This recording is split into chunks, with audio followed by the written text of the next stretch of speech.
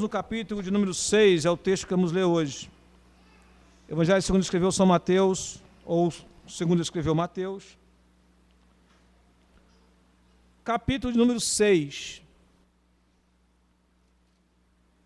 Não vamos ser gulosos, né? Tentar ler todo o capítulo. Vamos ler pelo menos até o versículo de número 18. E na medida do tempo, pretendemos acabar por volta das 9 horas. Vamos ler a palavra do Senhor. Gostaria que os irmãos participassem da leitura. Vou abrir a oportunidade para os irmãos lerem também. Diz assim: guardai-vos de fazer a vossa esmola diante dos homens, para serdes vistos por eles. Aliás, não tereis galardão junto de vosso Pai que está nos céus. 2.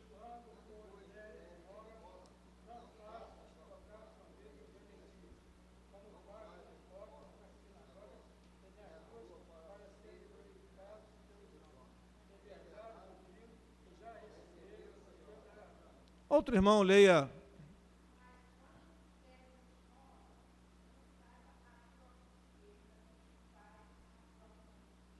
Versículo 4, outro irmão.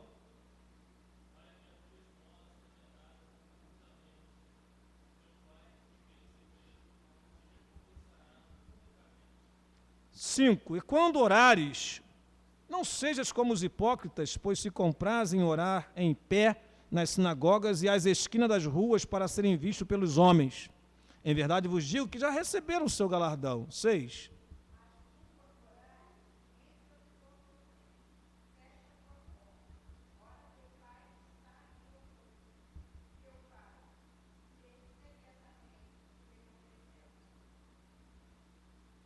Sete.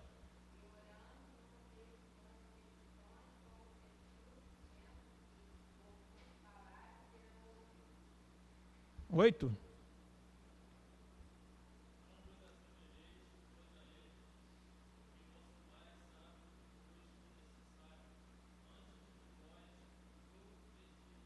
Nove.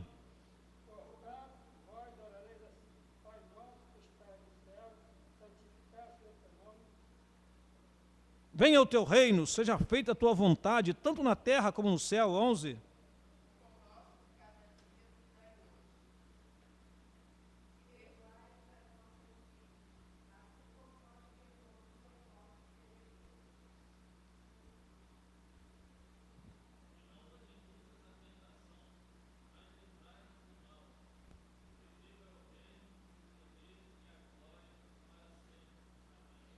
Quatorze.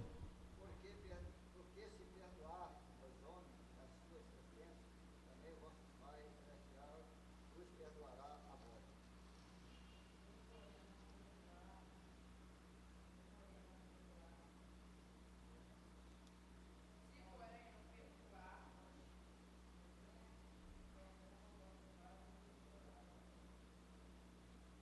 Versículo 16, por favor.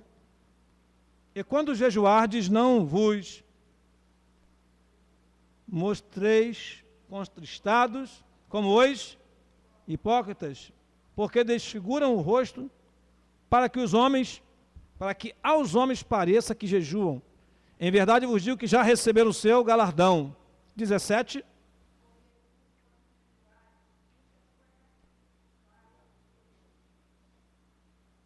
E último. Quem lê?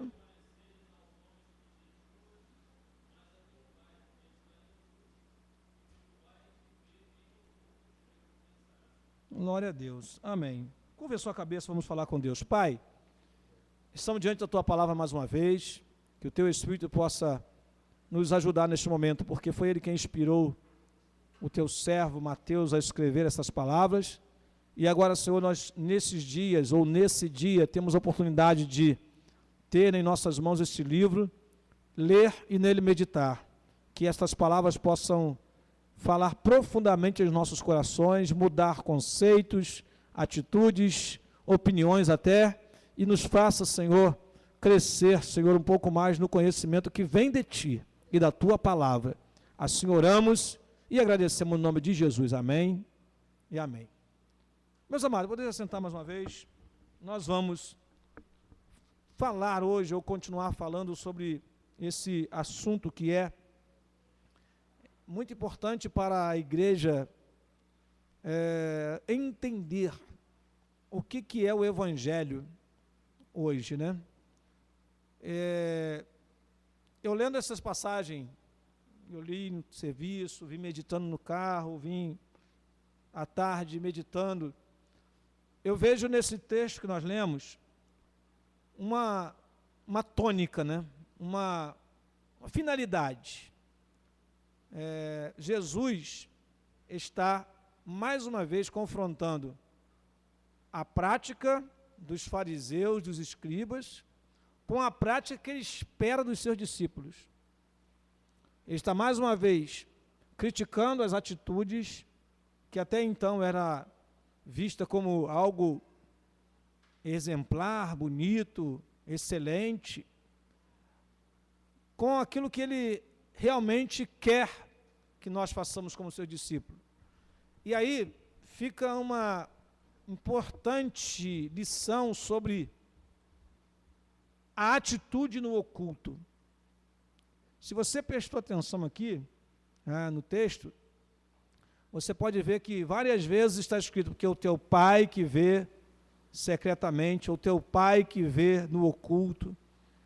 Ou seja, é a prática religiosa não voltada para o que se vê, mas no que se faz para Deus ver, para que o Senhor contemple.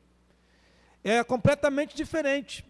Aliás, na semana passada nós falamos aqui sobre o confronto, né, dos ensinamentos da lei e dos ensinamentos do Senhor Jesus Cristo no que tange ao que de fato é pecaminoso na graça. Na lei de Moisés dizia, não adulterarás. Mas se alguém olhar para uma mulher com intenção no coração, comete pecado. A lei diz, não matarás. Mas se eu falar para um homem, ou para uma mulher, ou para alguma pessoa, quer que seja, que ele é amaldiçoado, ou que ele é desprezível, eu estou o matando. Porque há um desejo já que nasceu dentro de mim. Enfim, quero que os irmãos entendam isso, por favor.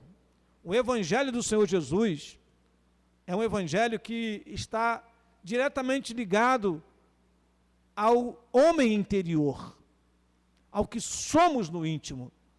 Por isso que Jesus fala, vós sois o sal da terra, e não apenas a luz do mundo. Porque a luz, ela é aquilo que transparece, que aparece para os outros. Mas o sal tem a ver com caráter, tem a ver com o interior, tem a ver com aquilo que somente pelo contato você vai perceber que realmente é sal. Eu acredito que alguns de vocês, né, algum dia na vida, pode ter se confundido com o sal e com o açúcar. Né? Aquele potinhozinho e tal, de repente você coloca, meu Deus, eu pensei que era açúcar e é sal. Porque branquinho do jeito que é o União e outros açúcares, né? Tão refinado que é, fica parecendo sal. E se colocar lado a lado, você pode se confundir. Né? E salgar ao invés de adoçar, ou adoçar ao invés de salgar.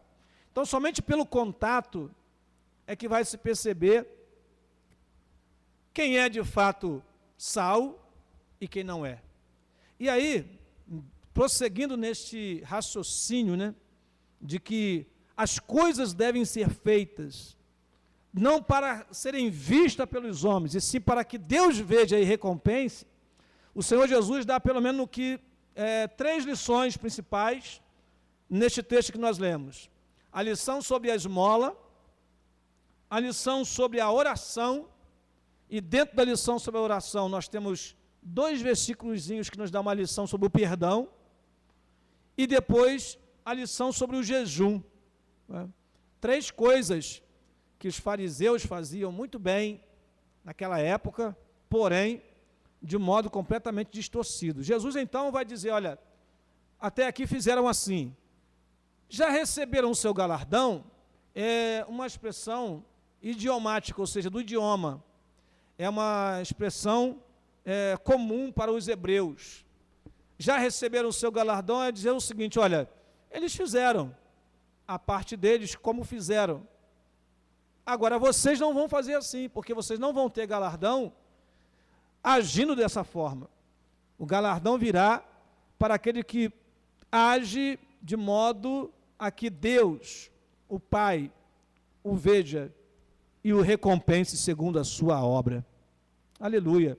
Então, a lição que nós vamos ver aqui, ela vai a todo instante comparar a atitude que era feita naquela época com o que o Senhor espera de nós, dos discípulos, é claro, naquela época, e de nós.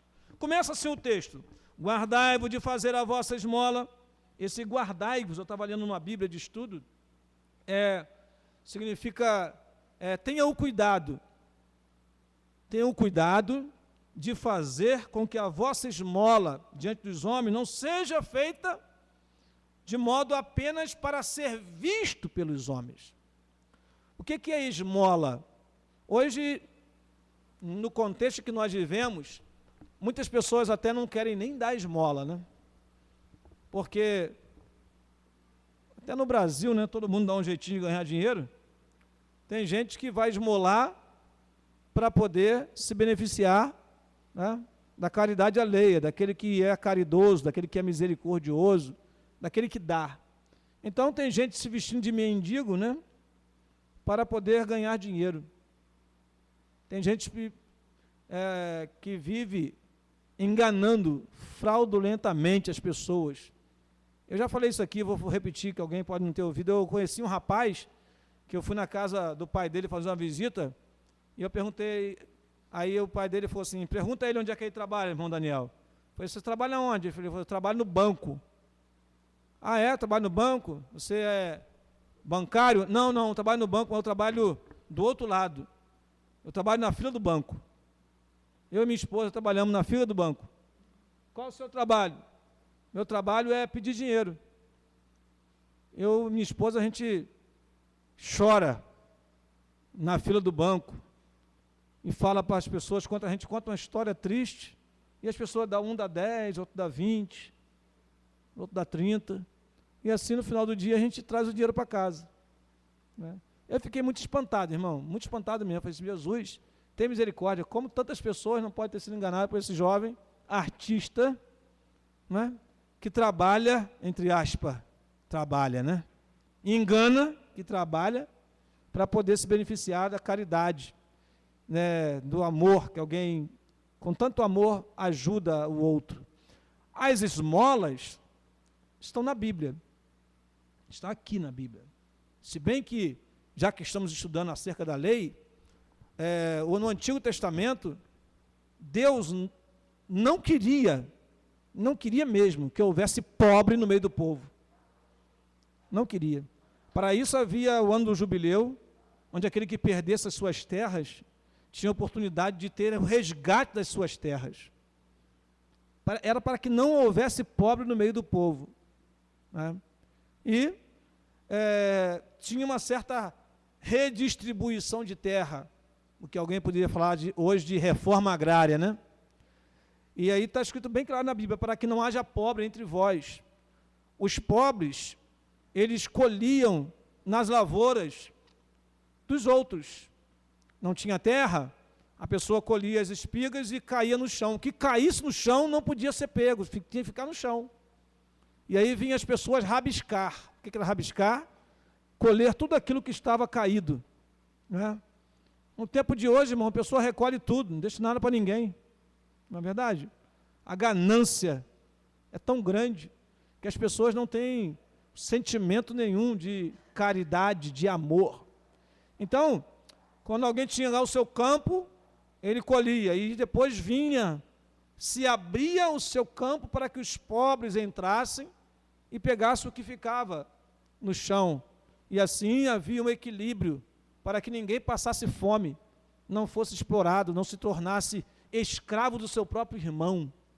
Isso não não foi previsão de Deus, essas coisas que nós vemos hoje no mundo capitalista, onde alguns detêm o poder, os meios de produção, alguém tem o capital, e aí te contrata e te dá R$ 788, descontando INSS, uma falta e outras coisas, e você deve receber lá por volta de 720 e 30, por aí, e te dá aquele mísero, né, salário, e se bobear ainda dá até menos do que isso. Mas isso não é bíblico. Infelizmente, o mundo ele é capitalista. Mas, como estamos falando de evangelho, no evangelho nós precisamos resgatar, irmãos, alguns valores. E o valor da caridade, do amor, da compaixão alheia, é importante que seja resgatado. Então, se você é um irmão ou irmã que está me ouvindo nessa noite aqui, o que eu faço? Ajudo ou não ajudo? Ajude, procure ajudar. Mas tome cuidado para que, em primeiro lugar, você não esteja ajudando alguém que apenas quer se beneficiar da tua ajuda, e em segundo lugar, que você não faça isso como era feito naquela época. Vamos ver? Feito para ser visto pelos homens. Aliás, não tereis galardão junto do vosso Pai que está nos céus. Muito bem, quando deres esmola, não faças tocar trombeta. Irmãos, estava lendo alguns comentários da Bíblia, e diz que os fariseus, naquela época, sabe o que eles faziam? Eles chegavam na praça e tocavam a trombeta. Pá, pá, pá, pá, pá, pá. Algum pobre por aí, venha cá que nós vamos agora favorecer vocês, vamos te dar do nosso para vocês. E reunia pobres, humilhando-os, e dizendo assim, olha o que nós estamos fazendo pelos pobres, nós estamos dando.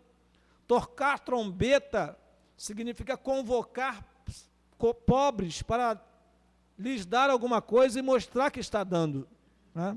Diz assim, não faças tocar trombeta diante de ti, como fazem os hipócritas nas sinagogas e nas sinagogas e nas ruas.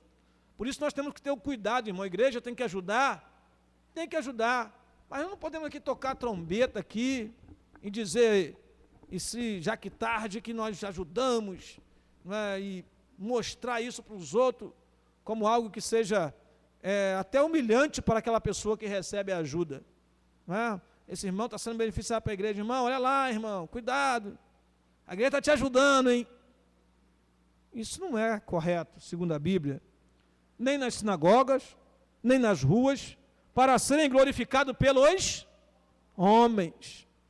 Aí que está essa palavra. Em verdade vos digo que já receberam o seu galardão. Que galardão que eles receberam? A glória dos homens. O reconhecimento somente dos homens. E nós precisamos de reconhecimento dos homens? Vale alguma coisa, irmãos, o reconhecimento dos homens? É só para lembrar vocês que reconheceram Jesus como filho de Davi, disseram, Hosana, o filho de Davi. Né? Não passou muito tempo, estavam lá dizendo, crucifica-o, crucifica-o. Os mesmos que o glorificaram, foram os que mandaram crucificar. Então alguém está te glorificando, te colocando lá em cima, te elogiando, vigia, vigia. Porque aquele mesmo que te elogia, ele pode um dia te criticar. E o elogio você recebe e enche igual a baiacu, né? Aquele peixe, né? Que vai engordando, engordando, engordando, inchado, e a hora estoura. Né? Então, cuidado com o elogio. Quando alguém te elogiar, você fala assim, irmão, a glória é para Deus, Deus é misericordioso, Deus me abençoou, a graça de Deus é sobre a minha vida, o que eu tenho é Deus que dá. Joga isso para Deus, joga isso para a cruz. Né? Não toma para você não, porque nós não merecemos glória alguma, quem merece a glória é o Senhor. Amém? A Bíblia não condena que o homem seja louvado. Eu acho até importante dizer isso, né? Diz que a mulher que teme ao Senhor, ela será louvada. O louvor significa aquele reconhecimento que você dá pela ajuda, pelo trabalho desenvolvido.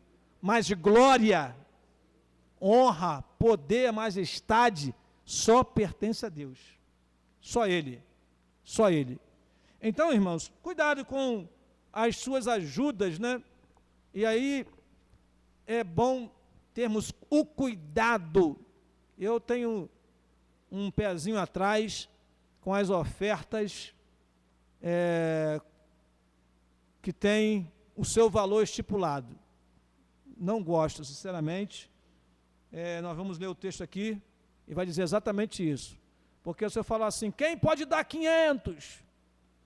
Irmão, se você não pode dar, você fica, Jesus tem misericórdia, eu sou muito miserável mesmo, eu não posso dar 500. Aí parece logo um irmão que dá logo um notão, logo levanta. Aí você fica, meu Deus, aí daqui a pouco vem, quem pode dar 300? Aí Jesus, eu também não posso dar 300. Isso é bonito em termos. Isso é pernicioso em alguns momentos. Porque você pode ser fariseu. E mesmo não podendo dar, você ter que dar para poder não ficar mal diante das pessoas. Então isso é perigoso, né? Muito perigoso. E é o que diz a palavra do Senhor. Mas quando deres esmola, não saiba a tua mão esquerda o que faz a tua direita. O que é isso, afinal de contas? Não saber a minha mão esquerda o que faz a direita. Isso também era uma expressão, como nós falamos aqui, né? A Bíblia, ela tem expressões que são dos hebreus, dos judeus. Isso quer dizer que você não deve ficar anunciando ou divulgando ou fazendo alarde daquilo que você deu. Você deu, amém. Não sabe a sua mão esquerda que faz a direita, ou a esquerda que faz a direita, é no sentido de, olha, eu estou dando, hein? Olha aqui, eu estou dando, hein? Presta atenção, eu estou dando, está na minha mão tanto. Vai ajudar? Ajude generosamente. A generosidade, ela é importante. E depois não fique pensando, meu Deus, eu dei 500. Jesus, eu nem podia dar. Então não dá, irmão. Veja lá o que você vai fazer. Não é? Então, quando der esmola, não divulgue, não propague. Por quê? Diz o versículo 4 o seguinte: para que a tua esmola seja dada ocultamente, irmão.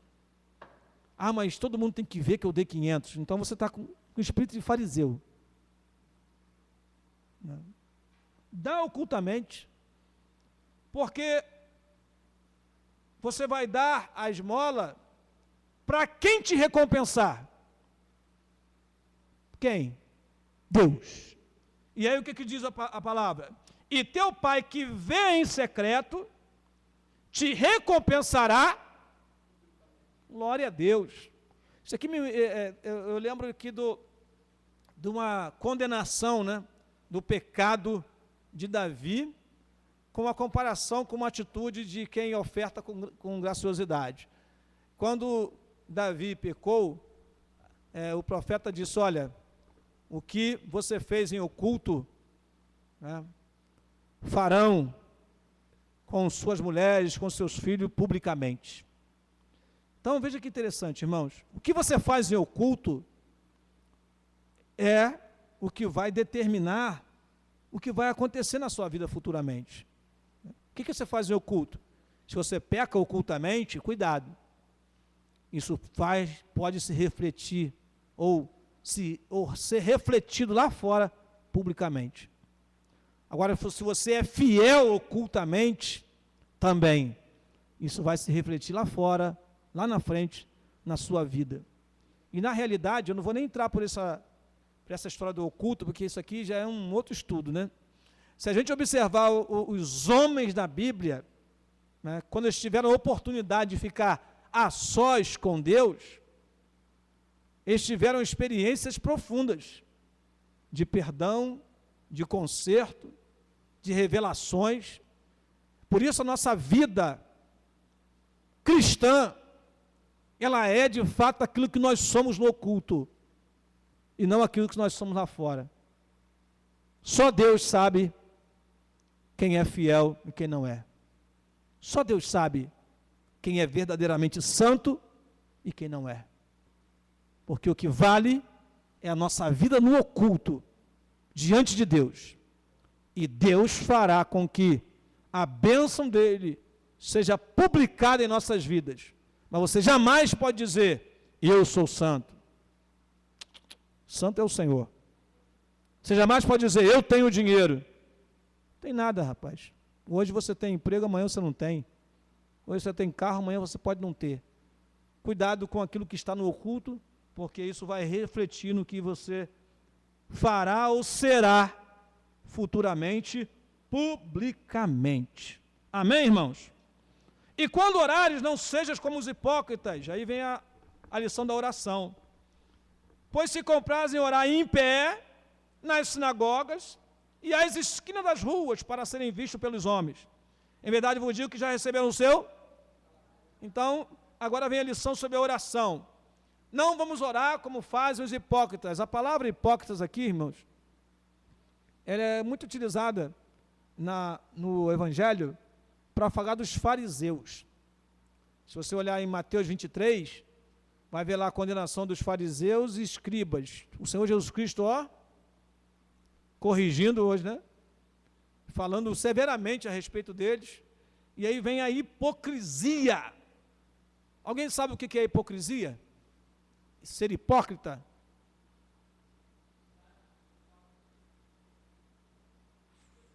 Falso. Algumas Bíblias, eu vi uma coisa interessante, chamou de atores. O hipócrita é aquele que mostra o que ele não é no oculto, o que ele não é no íntimo. Então ele cria uma máscara, e ele vai mostrar aquilo que ele não é. E aí a hipocrisia, hipócrita. Os hipócritas, eles faziam o quê? Oravam nas sinagogas em pé. Imagina, nós fizemos oração de joelho aqui, né, hoje, mas eles lá, não, orar de joelho não, tem que orar em pé, todo mundo tem que me ver orando. Por isso que eu sempre digo que uma das orações mais difíceis de serem feitas é a oração pública. A oração pública. Porque você tem que ter cuidado, porque você está falando com Deus, não está falando com o homem. Então, tem uma certa hora que a nossa oração, ela parece ser mais horizontal do que vertical. A nossa oração acaba induzindo os outros, fazendo os outros orar ou não orar, receber ou não receber. A oração no microfone, ela tem essa importância. Vou explicar um bocado de quê. Porque se eu estou orando no microfone, eu estou falando com Deus, ou não? Deus precisa de microfone para me ouvir? Não. Então, a oração que se faz na igreja é uma oração que ela é horizontal e ela deve ser vertical. Mas às vezes, por causa da impostação da voz, Senhor Deus Todo-Poderoso, você não está orando para Deus ouvir. Você está orando para impressionar os irmãos. Agora, Senhor, coloca aqui um arcanjo aqui, um querubim ali. Essa oração para Deus vai ficar olhando lá de cima assim. Essa oração é uma oração horizontal. É mais uma indução psicológica, racional até, porque você vai estar mexendo com o raciocínio das pessoas, do que uma oração a Deus. Deus não precisa disso tudo, precisa? E aí, irmãos, entra o farisaísmo, não é? Como a oração lá do fariseu, Senhor, eu dou esmola, eu faço. E tem gente que na oração não perde tempo. Senhor, eu tenho sido tão fiel a Ti, Senhor.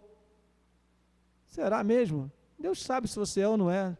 Isso não precisa você dizer em público.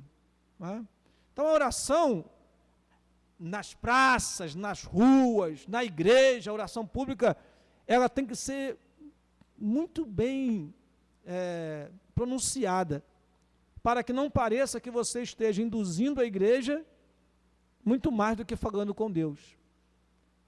Os irmãos estão me entendendo, irmãos? E aí entra a hipocrisia, entra a palavra de efeito, entra coisas que na verdade não é uma oração, mas é uma indução. Então, a oração que o Senhor Jesus está nos ensinando é uma oração para Deus ver, no secreto. Nós precisamos orar em público? Precisamos. Devemos orar em público? Devemos.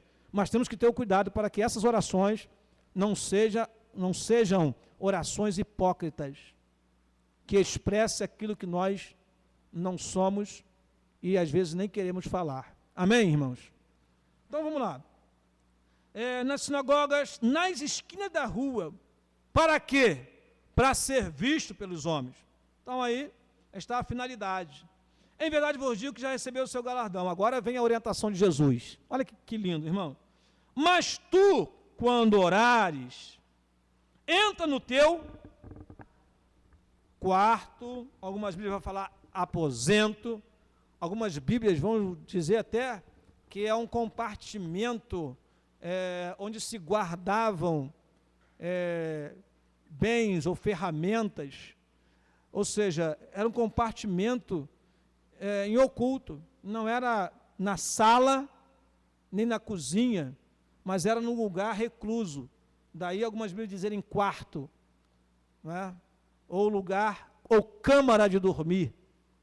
Aquele lugar secreto, que ninguém vai escutar a tua oração, só Deus. Agora, vamos ser sinceros, quando você ora assim, como é a tua oração? É diferente da que você ora quando está na igreja? Sim ou não? Com certeza. Porque ali, quem está vendo é o papai do céu. Como se falava para as crianças, né? Ali não tem influência de ninguém e nem você está influenciando ninguém. Ali é você e Deus. Tem pessoas que nessas orações secretas não conseguem nem pronunciar palavras. Não é verdade, irmão? É no íntimo, é no secreto. Você chega para Deus, Deus, o Senhor já me conhece, eu estou aqui na tua presença, eu preciso da tua graça, preciso do teu poder, enche-me do teu espírito. E é uma oração que o Pai espera que cada um de nós façamos. Aleluia. Entra lá no teu aposento, fechando a tua porta. Ou seja, procure não ser incomodado na hora da sua oração. Ora a teu Pai que está oculto, e teu Pai que vê o que está oculto, diz na minha Bíblia, te recompensará. Aleluia. Então, ao invés de ir para as praças, gritar, mostrar o santo, vai lá para o cantinho e fale com Deus, e com certeza você vai derramar as suas lágrimas diante do Senhor, e o Senhor vai atender a sua oração. Ensino de Jesus para nós. Agora tem um outro tipo de oração que não deveria acontecer, é a oração dos gentios. Quem são os gentios? Ontem estava na igreja, o irmão, em plena reunião de obreiros, o irmão me fez uma pergunta. Quem são os gentios? Nós somos gentios. Os gentios, naquela época, ou gentes, ou povos, eram todos aqueles que não eram judeus. A igreja é formada de judeus e de gentios. Nós somos, hoje, igreja. Mas se vivêssemos naquele tempo, nós seríamos chamados gentios. A menos que tenha algum judeu aqui, eu não conheço. Né? Explicando de uma forma bem simples, nós somos brasileiros e os demais povos são estrangeiros. Então a palavra gentios é sinônimo de estrangeiros. Então quem é brasileiro é brasileiro, quem não é brasileiro é estrangeiro. Quem era judeu, e quem não era judeu era gentio. Gentio, era de outros povos, das gentes ao redor. Então o que os gentios faziam nas suas orações? Não useis de vãs repetições, como os gentios que pensam que por muito falarem, serão ouvidos. Olha só, irmãos, não quer dizer que você não pode repetir palavra nenhuma na oração. Não é isso. A oração insistente, ela pode requerer que você fale palavras, até mesmo para motivar a tua fé. Jesus, Senhor Jesus. Senhor, cura esta pessoa. Ah, irmão, está usando de vã repetição. Não está usando de vã repetição. Ele está reforçando a sua oração. Ele está dando mais ênfase àquilo que ele quer. As vãs repetições são repetições que eles falavam várias vezes e achavam que, por muito falarem, seriam ouvidos. Entenderam, irmão? Então o problema não está na repetição em si, e sim no motivo por que se repete. Vou repetir, vou orar 300 vezes. E aí Deus vai responder. A reza que é ensinada por algumas igrejas, ela significa isso, ela acaba sendo isso, né? Quantos Padre Nossos, quantas Ave Marias eu tenho que rezar? 200, 300, você vai repetir aquilo e acha que depois de uma certa quantidade, Deus vai te responder. Parece até que Deus não conhece já a nossa necessidade, né? Deus, ele conhece a nossa necessidade, e quando ele quer que nós oremos, é porque ele quer que nós nos aproximemos dele, para receber a sua bênção. Aí diz assim, pensam que por muito falarem serão ouvidos. Isso não quer dizer que a sua oração tem que ser aquela oração vapt-vupt, né? Oração de flash. Não vou repetir nada, vou orar rapidinho. Você pode orar 1 hora, 2 horas até, irmão, sem problema algum. Agora, não pode usar de repetições vãs e achar que porque você orou 200 horas, Deus vai te responder X ou mais do que isso. Aí diz o texto sagrado assim, não vos assemelheis a eles, pois por quê? Vosso Pai sabe o que vos é necessário antes de vós lo pedirdes. Aleluia. Jesus fez uma pergunta que para muitos não precisava fazer. Que queres que eu te faça? Perguntar para um cego, que queres que eu te faça? Ah, mas peraí, está na cara, né? Está nos olhos. Que queres que eu te faça? Por causa de que isso? Porque Deus quer que nós nos pronunciemos, que nós cheguemos a Ele e falemos com Ele, nos aproximemos dEle. Senão, seria como um botão instantâneo, né? Você nem orar. Né? Eu sempre digo que tem oração que Deus não ouve, irmão. Por exemplo, às vezes o preguiçoso pode orar assim, Senhor, eu sou pecador, Senhor. O Senhor é perdoador. Faz o seguinte, Senhor, enquanto eu for pecando, o Senhor vai perdoando. Eu vou pecando, o Senhor vai perdoando. Eu vou pecando, o Senhor vai perdoando. Amém. Não precisa nem orar mais, né? Ele orou para Jesus, para o Senhor perdoar ele no automático. Toda vez que ele pecar, Deus aperta o botão e perdoa ele. É assim? Não, isso não é oração que Deus ouve. A oração que Deus ouve é a oração que vem do coração, com arrependimento, com contrição mesmo. Diz a Bíblia que é um coração quebrantado e contrito, não desprezarás a Deus. Aí, irmãos, vem aqui uma lição maravilhosa. Jesus vai deixar para nós uma oração modelo, uma oração padrão, que muitas pessoas, até crentes, usam o Pai Nosso como se fosse uma reza. O Pai Nosso não é para você ficar rezando, não, irmãos. Todo dia de manhã, todo dia à noite, antes de comer, nós sair de casa. Ah, meu filho, vai sair para a rua, ora o Pai Nosso. Não, o Pai Nosso que está nos céus, que é a primeira frase dessa oração, é uma oração modelo. Ah, irmão Daniel, como é que o irmão pode dizer isso? Eu posso dizer isso porque o próprio Jesus orou várias vezes e não foi o Pai Nosso. Lembram-se de algumas orações de Jesus? Lá no Getsemane, Jesus orou como? Pai Nosso está no céu, santificado seja o teu nome. Foi isso que ele fez? Não, não foi. Pai, se for possível, passe de mim esse cálice, se não for, todavia que eu beba. Não foi a oração de Jesus? Ele orou o Pai Nosso? Não. Na cruz, Jesus orou, Pai, perdoa-lhes, porque eles não sabem o que fazem. Não foi a oração de Jesus? Foi o Pai Nosso? Não foi. Lá em João, capítulo 17, tem uma oração enorme de Jesus e não tem o Pai Nosso. Então a oração que o Senhor Jesus está colocando aqui como modelo é uma oração para que as pessoas não saiam falando qualquer coisa. Tem que ter alguns elementos. Vamos ver rapidamente. Pai nosso que está nos céus, santificado seja o teu nome. Primeiro a gente tem que fazer o quê? A oração é dirigida ao Pai, é dirigida a Deus, que está nos céus. Santificado seja o teu nome, é que a nossa oração tem que ter louvor, tem que ter adoração. Quando você dobrar o seu joelho para orar, irmão, a primeira coisa que você faz, não é Senhor, me dá, nada disso. Dobrando o seu joelho, primeira coisa que você faz é adorar a Deus. Senhor, estou aqui de joelho, eu te louvo, eu te agradeço, eu te engrandeço, tu és o meu Senhor, tu és o meu pastor, não tenho outro Deus além de ti. Adoração a Deus. A nossa oração tem que ter adoração. Venha o teu reino, seja feita a tua vontade. A nossa oração tem que desejar que Deus estabeleça a sua vontade em nossas vidas. Tanto na terra como no céu. O pão nosso de cada dia nos dá hoje. Olha que o pedido vem muito depois, né?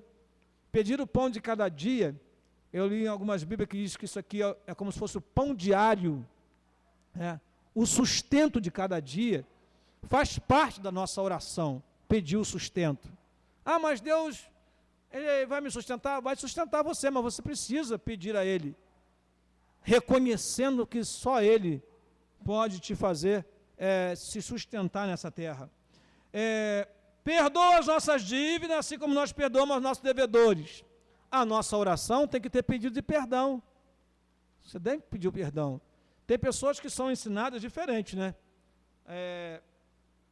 Talvez você tenha sido ensinado assim. Ó, a primeira coisa que você faz quando orar, você pede logo perdão, senão Deus não vai ouvir nada da tua oração. Não, você vai orar, você vai pedir perdão durante a sua oração, mas primeiro você precisa adorar a Deus, chegar diante dele. Você chega na casa de alguém, você não chega logo pedindo água. Chega? Não, você chega cumprimentando. Olá, tudo bom? Como vai? Como vai a família? Você vai chegando devagar. Eu vi um pastor falando algo interessante. Ele diz que o culto é assim. Você sai da sua casa e você vem para a casa do Pai. Então você chega aqui no culto, Senhor, não, peraí. Você está chegando na casa de Deus? O que você vai fazer? Chega com reverência, chega devagar, dobra o seu joelho, fala com Ele. Senhor, estou aqui na tua casa, muito obrigado por estar na tua presença, para depois sim você oferecer o seu sacrifício, o seu louvor, o seu testemunho a Ele. Então depois vem o momento que você vai pedir perdão, e aí Jesus Cristo dá mais uma lição interessante. Perdoa as nossas dívidas, assim como nós perdoamos aos nossos. Então, quem não perdoa, não pode orar. Não pode orar. Se você não perdoa, você não pode orar. Porque como você vai pedir perdão de Deus se você não perdoa o outro? Eu nem vou entrar no profundo dessa explicação, porque existe uma parábola que o Senhor Jesus Cristo mostrou a respeito disso. Um homem que não queria perdoar uma dívida pequena, mas queria o perdão de uma dívida grande. Então, às vezes, nós não perdoamos aos nossos irmãos, mas nós queremos o perdão de Deus daquilo que nós fazemos. Isso é incoerência, irmão. Bom, e não nos induza à tentação, mas livra-nos do mal. O que é essa expressão, e não nos induza à tentação? Seria melhor explicado, como tem algumas bíblias, assim: livra-nos da tentação. Porque alguns falam assim, não nos induza, será que Deus nos induz à tentação? Não. Aqui, a oração é, Senhor, nos livra.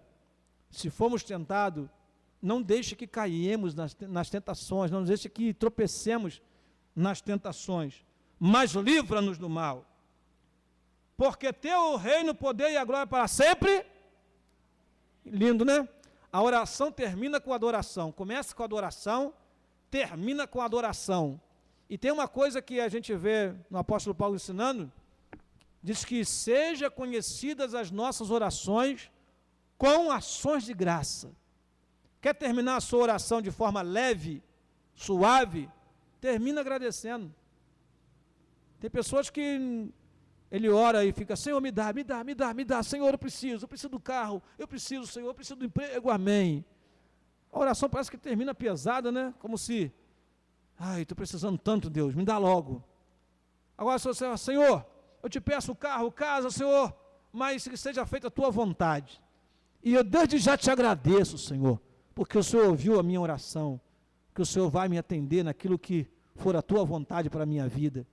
Amém. Como termina suave, né? Nós cantamos um hino aqui que ó Senhor, nós esperamos que escuta a oração. Aí depois o autor colocou no último coro, dou-te graças, Rei da Glória, pois ouviste a petição. Belos hinos de vitória, mas tu deste ao coração. Aleluia. Então quando orar, irmão, agradeça, louve ao Senhor, porque Ele ouvindo, atendendo ou não atendendo, Ele ouvirá, mas atendendo ou não atendendo, Ele deve ser glorificado. Em tudo dai graças, porque essa é a vontade de Deus. Aí vem um parênteses interessante, né, daquilo que nós falamos no início, versículo 14 e 15. Porque se perdoardes aos homens as suas ofensas, também vosso Pai Celestial vos perdoará a vós. Se, porém, não perdoardes aos homens as suas ofensas, também vosso Pai vos não perdoará as vossas ofensas. Aí entra eu não vou polemizar, mas às vezes eu gosto de colocar essa polêmica. Deus perdoa tudo, irmão. Tudo Deus perdoa? Não, Deus é perdoador. Deus perdoa tudo. Esse versículo aqui mostra-nos que Deus vai perdoar aquele que perdoa. Se você não perdoa, você não tem o perdão de Deus. Então essa história de, Deus perdoa tudo, Deus passa uma borracha em tudo, cuidado, porque há pecados que são imperdoáveis e há atitudes nossas que, Deus esconde o rosto e deixa você lá sem o perdão até você se consertar com seu irmão, com sua irmã. Como pode ter o perdão de Deus? E aí diz João, como você pode dizer que ama a Deus que não vê, se você não ama o seu irmão que vê? Não é incoerência? Então tome cuidado, irmão, porque às vezes nós achamos que estamos perdoados, sarados, e podemos estar ainda manchados com o pecado. E por último, irmão, para nós terminarmos, e quando jejuardes, que coisa horrível que eles faziam, não vos mostreis contristado como os hipócritas, que desfiguram o rosto, para que aos homens pareça que jejuam. Meu Deus, na hora de jejuar, eles faziam aquela careta, aquela cara feia, né, de gente que não lavou o rosto, nem levantou da cama ainda, não fala com ninguém, nem chega perto da cozinha, porque senão vai ser tentado. Não é? A gente é ensinado, irmãos, a nem falar quando está jejuando. É muito bom quando você faz isso secretamente, né? Eu estou em jejum. Não fale, irmão. E hoje o crente está tão mal acostumado com o jejum, que você vai na casa de um crente ou vem para a igreja, quer tomar café, irmão? Eu não quero não. Toma café, irmão, tu vai ficar com fome. Toma café, irmão, olha o pão aqui. O camarada quer fazer um jejum e o outro crente não percebe que ele quer fazer uma consagração. Não é, irmãos? Não vai comer não, você vai passar fome, hein? Você vai ficar fraco, hein? Aí você é obrigado a abrir o bocão e falar, irmão, eu estou consagrando a minha vida. Desculpa. A igreja está destrenada para o jejum. Né? E é interessante isso, irmão, porque é algo que tem que ser secretamente. Algo que tem que ser no seu interior. Você não pode chegar assim, na família, assim, amanhã não tem café, porque eu vou jejuar. Aí você já está colocando o eu na frente. Tem que ser algo interior, você tem que acordar com aquele desejo. E aí chega aquele irmão, irmã, parente, esposa, filho, filha, que não entende, né? Já não entende mais as coisas de Deus, já está tão desabituado, que fica forçando a pessoa a comer, a beber, e a gente não consegue, às vezes, fazer uma consagração sem chegar para o irmão e falar assim, irmão, nem sempre o crente come. É. Aí a pessoa lembra, né? Que uma hora tem que jejuar. Eu estou pela graça, irmão, irmão. Jesus, é mesmo, nem lembrava mais disso, do jejum. Então, não precisa desfigurar o rosto, irmão. Em verdade vos digo que já receberam o seu galardão. Aí vem a lição. Mas tu quando orares, quando jejuares, unge a tua cabeça, ou seja, lava o teu rosto, normalmente, como se fazia naquela época.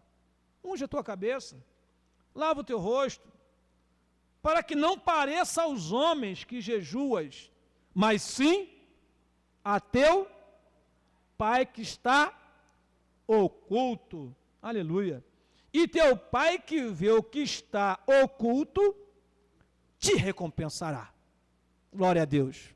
Que linda lição, né, irmãos? Fazermos para Deus ver, e não para o homem ver. Tanta esmola, quanto a oração, quanto o jejum, que seja para Deus. Depois que tiver um tempo, a gente fala só sobre o jejum aqui na igreja, porque o jejum ele é muito mal entendido. E nós não jejuamos para mudar Deus.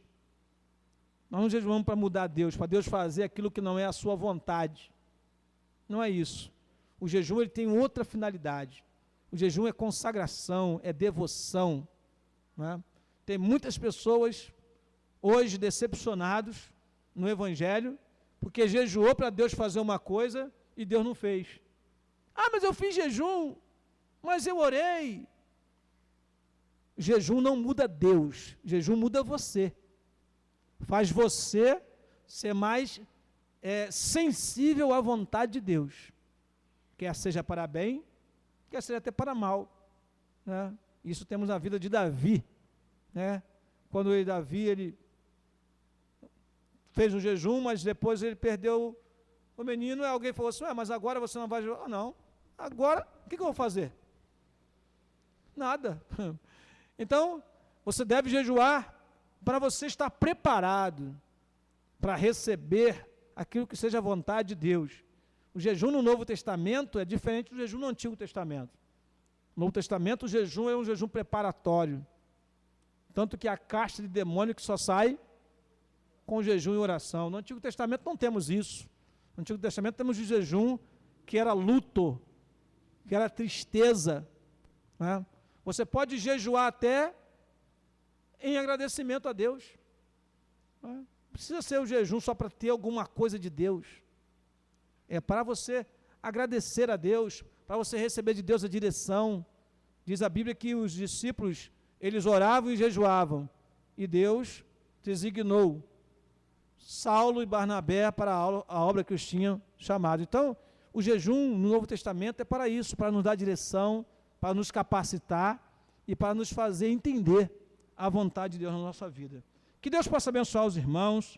Na próxima semana, se Deus assim nos permitir, não teremos o culto, aliás, na segunda-feira, já falamos aqui ontem. Mas nós vamos prosseguir, assim que pudermos, falando sobre essa segunda parte do capítulo 6, que é uma linda lição também, no que diz respeito ao tesouro que nós temos guardado nos céus e daquilo que nós realmente devemos buscar neste mundo.